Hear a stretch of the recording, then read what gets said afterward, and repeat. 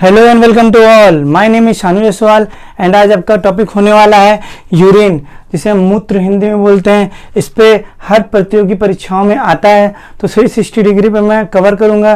जितने exams point of view से है मैं आप डिस्कस करूंगा। सो लेट्स स्टार्ट करते हैं मूत्र के बारे में, यानी यूरिन। तो रक्त को पहले जानते होंगे, किडनी का नाम सुना होगा, जिसे हम हिंदी में वृक्क बोलते हैं। क्या बोलते हैं? वृक्क। तो वृक्क का काम क्या है? ब्लड को फिल्टर करना, मतलब ब्लड को छानना। फिल्टर का काम क्या होता है? छानता है ना, ठीक। तो ब्लड को छानने काम कौन करता है? वृक्क। वृक्क को हम बोलते हैं गुर्दा, जिसे हम किडनी बोलते हैं। हिंदी में किडनी को वृक्क या गुर्दा बोलते हैं, ठीक है। तो रक्त को छानने के बाद गुर्दे का जो संरचनात्मक क्रियात्मक इकाई है, गुर्दे का क्या क्रियात्मक इकाई किसे बोला गया है? तो गुर्दे का क्रियात्मक इकाई, अगर फंक्शनल यूनिट की बात की जाए भैया, तो ये है नेफ्रॉन। तो ब्लड को आपको सबको पता है कि ब्लड को फिल्ट्रेशन यानी ब्लड को छानता कौन है? किडनी। लेकिन किडनी का कौन सा भाग छानता है? तो किडनी में पाया जाता है नेफ्रॉन। क्या पाया है? लाखों नेफ्रॉन पाए जाते हैं, जो क्या करता है? ब्लड को छानता है। ब्लड में छुपी हुई अशुद्धियों को यानी इम्प्योरिटीज को छानने का काम करता है। इसीलिए क्रियात्मक मतलब कार्य करने वाला इकाई कौन सा है? गुर्दे का यानी किडनी का, तो nephron. So nephron is a functional unit of kidney, ठीक। तो रक्त को छानने के बाद गुर्दे के नेफ्रॉन में मूत्र प्राप्त होता है, यानी यूरिन आता है। तो जो अशुद्धि थी, अशुद्धि कलेक्ट हुई, यूरिन आई, यूरिन में मिला, और यूरिन कहाँ आके कलेक्ट हुआ? तो यूरिन आके कलेक्ट हुआ कहाँ पे? नेफ्रॉन में। अब देखिएगा, यानी गुर्दे में ही है, गुर्दे में ही पाया था नेफ्रॉन, यानी इसमें गुर्दे यानी किडनी में ही है क्या? यूरिन। अब यूरिन का क्रम देखिए कैसे कैसे जाता है। अब यूरिन का क्रम मैं बता रहा हूँ, यानी मूत्र का क्रम, ये कहाँ से कैसे पास होते हुए हम यूरिन त्यागते हैं, अपने शरीर से बाहर त्यागते हैं।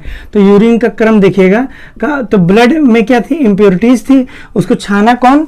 नेफ्रॉन। और जो इम्प्योरिटीज थी वो किस में मिल गई? यूरिन में मिल गई। अब किडनी में है, अब किडनी से होता हुआ ये कहाँ जाता है? तो ये जाता है गवीनी में। कहाँ जाता है? गवीनी में। किडनी को क्या बोलते हैं हिंदी में? वृक्क या गुर्दा। क्या बोलते हैं? वृक्क या गुर्दा बोलते हैं। अब ध्यान से समझिएगा, वृक्क या गुर्दा बोलते हैं। तो किडनी से होता है गवीनी में आता है। अच्छा, गवीनी को इंग्लिश में सबको पता होगा क्या कहते हैं? तो गवीनी को बोलते हैं यूरेटर्स। क्या बोलते हैं भैया? यूरेटर्स बोलते हैं। तो ये यूरेटर्स में आता है। गवीनी को इंग्लिश में क्या बोलते हैं? यूरेटर्स। और यूरेटर्स से होते हुए कहाँ आता है? ये मूत्राशय में आता है। कहाँ आता है? मूत्राशय आता है, मूत्राशय थैली में। कहाँ आता है भैया? मूत्राशय थैली में जाता है। अच्छा, मूत्राशय थैली को क्या बोलते हैं? Urinary bladder. क्या बोलते हैं भैया?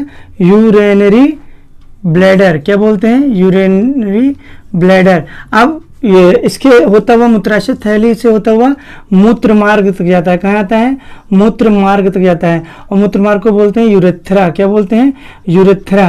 और मूत्र मार्ग से होते हुए यूरिन हम बाहर निकाल देते हैं।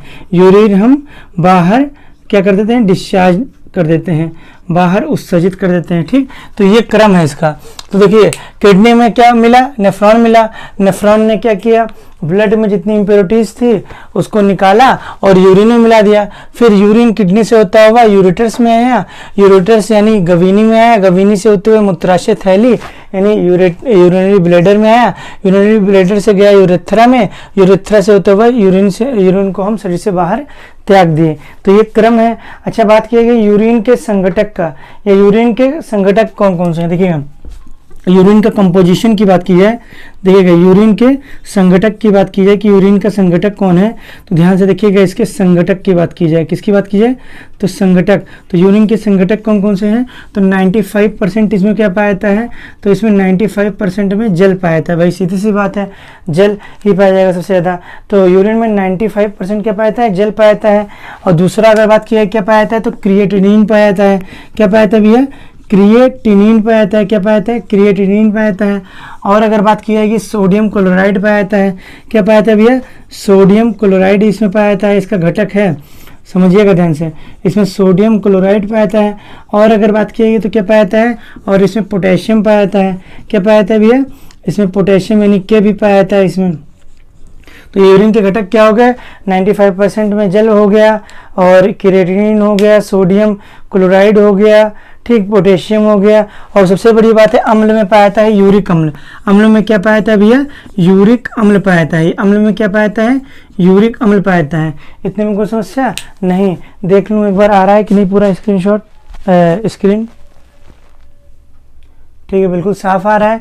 तो ध्यान से समझिएगा। तो यूरिन का ये संघटक है, इसी में यूरिन बिल्कुल इसी से मिलकर बना हुआ है। ठीक, अच्छा, यूरिक अम्ल यानी यूरिक एसिड जिसे बोलते हैं, अगर ये शरीर में जोड़ों में जमा होने लगे, कहाँ हो जाएगा?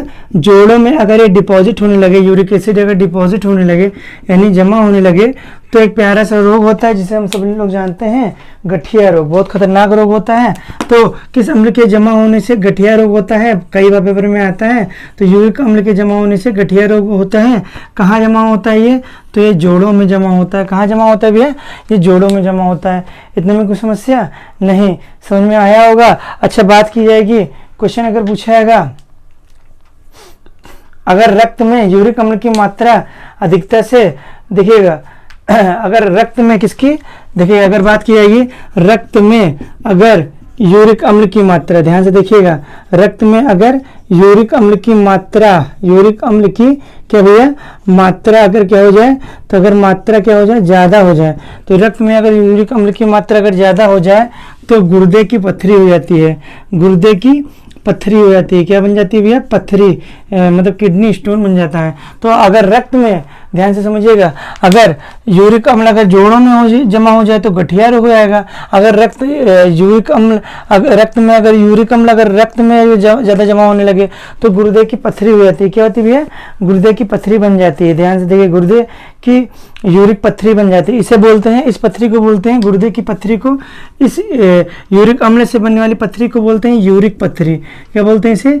यूरिक पत्थरी बोलते हैं। तो ध्यान से देखिएगा, तो रक्त में अगर यूरिक अम्ल की मात्रा अगर ज़्यादा हो जाए, यानी यूरिक अम्ल का डिपोजिशन अगर ब्लड में होने लगे, तो ध्यान से देखिएगा यूरिक पत्थरी बनने लगेगी, यानी गुर्दे की पत्थरी यूरिक पत्थरी बनने लगेगी। गुर्दे की पत्थरी को मुख्यतः बोलते हैं, एक जमा होता है रसायन, उस रसायन का नाम है कैल्शियम ऑक्जेलेट। क्या होता है भैया? Calcium oxalate. इसका सूत्र जरूर बताइएगा below the comment section box. तो किस रसायन की जमा होने से गुर्दे की पत्थरी होती है? तो कैल्शियम ऑक्जेलेट। अगर यूरिक अम्ल अगर ज़्यादा जमा होने लगा, डिपॉजिट होने लगा रक्त में, तो गुर्दे की पत्थरी एक यूरिक पत्थरी वाला बनेगा। ये दूसरी कंडीशन होती है, ये बहुत हार्ड होता है ये जो स्टोन होता है। तो एकदम कोई समस्या नहीं, समझ में आया होगा आपको।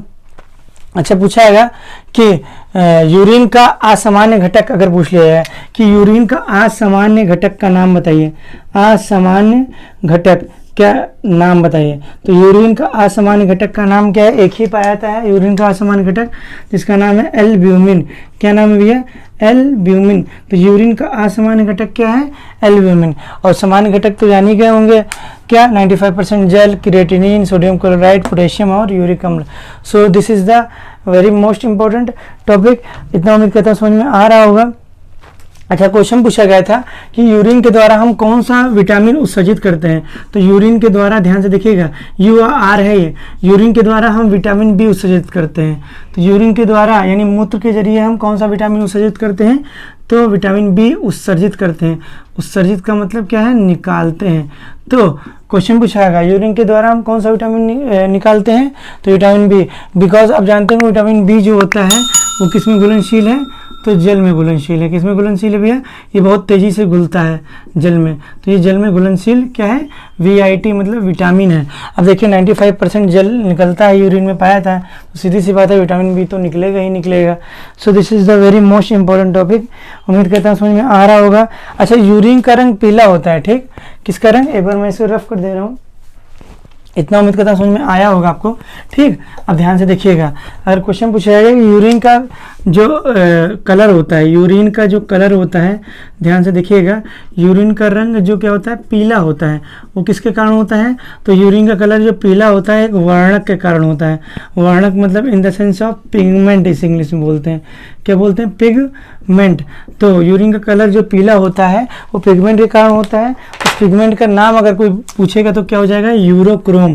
किस पिगमेंट के कारण यूरिन का कलर पीला होता है भैया, तो यूरोक्रोम के कारण। जैसे आप जब बाहर निकलते हैं तो सूरज की जब रोशनी होती है तो सूरज का रोशनी ये इसके लिए उत्प्रेरक का काम करता है, ये यूरोक्रोम पिगमेंट को, ये पिगमेंट है यूरोक्रोम पिगमेंट, जिसके कारण यूरिन का रंग क्या होता है, पीला होता है। तो ये एक्साइट होता है, उत्तेजित होता है और तुरंत ही पीला रंग छोड़ता है। यही कारण है कि आप सूरज की रोशनी में ज़्यादा निकलते हैं तो यूरिन का कलर देखेंगे तो पीला होता है। सो बहुत ही मोस्ट इंपॉर्टेंट टॉपिक है ये। और भी अगर रफ करूं, और भी एक दो क्वेश्चन बहुत ही मोस्ट इंपॉर्टेंट पूछे आते हैं। अच्छा, बात की है कि यूरिन का पीएच मान कितना होता है, तो ध्यान से देखिएगा यूरिन का पीएच मान कितना होता है। तो यूरिन का अगर बात की जाएगी कितना, यूरिन का क्या बात की जाएगी, पीएच मान, तो इसका पीएच मान 4.5 से लेकर 4.5 से लेकर 8.6 होता है। तो यूरिन का पीएच मान कितना होता है, 4.5 टू 8.6। तो इतनी कोई समस्या नहीं। तो यूरिन का कलर पीला यूरोक्रोम पिगमेंट के कारण होता है और यूरिन का पीएच मान 4.5 से लेकर 8.6 होता है, यानी कि ये हल्का अम्लीय होता है और ज़्यादा क्षारीय होता है। ठीक, इतना उम्मीद करता हूँ समझ में आ रहा होगा। अब एक लास्ट क्वेश्चन मैं पूछना चाहता हूँ। देखिए, यूरिन में बदबू बहुत आती है, ये क्या आती है, यूरिन में क्या आती है भैया, यूरिन में बदबू बहुत आती है। तो ध्यान से देखिएगा, यूरिन में क्या निकला, यूरिन में क्या उपस्थित होता है, तो यूरिन में आप जानते होंगे यूरिया पाया जाता है। क्या पाया जाता है, यूरिया। यूरिन में क्या पाया था भैया, यूरिया। यूरिया जैसे ही हवा में आता है, जैसे हम बाहर तो डिस्चार्ज करते हैं, यूरिन जैसे हवा में आता है तुरंत ये ऑक्सीजन से मिलकर यानी O2 से मिलकर क्या, जैसे O2 यानी हवा के संपर्क में आता है, ये तब्दील हो जाता है अमोनिया। क्या किस में तब्दील हो जाता है, अमोनिया। तो यूरिन में जो बदबू आता है, यूरिन में जो बदबू आता है वो किसके कारण आता है, तो अमोनिया कारण होता है। क्योंकि यूरिन डिस्चार्ज किए तो हवा से कांटेक्ट किया, हवा से कांटेक्ट करने पर ये क्या बनाया, अमोनिया बनाया। अमोनिया क्या करता है, बदबू लाता है। ठीक, तो इसीलिए बोलते हैं शौचालय में जो गंध आती है बहुत तगड़ी, तो शौचालय में जो पब्लिक टॉयलेट में जो गंध आती है वो किसके कारण आती है, अमोनिया के कारण आती है। और जो व्यक्ति विशेष एक ही जगह पे बहुत कम गंध आती है, तो जो व्यक्ति विशेष जो गंध आती है जब एक ही जगह मतलब यूरिन का डिस्चार्ज करता है तब जब गंध आती है।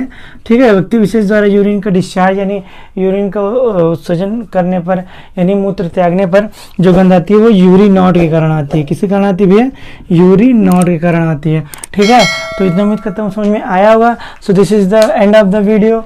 Thank you for watching, keep it up and go ahead.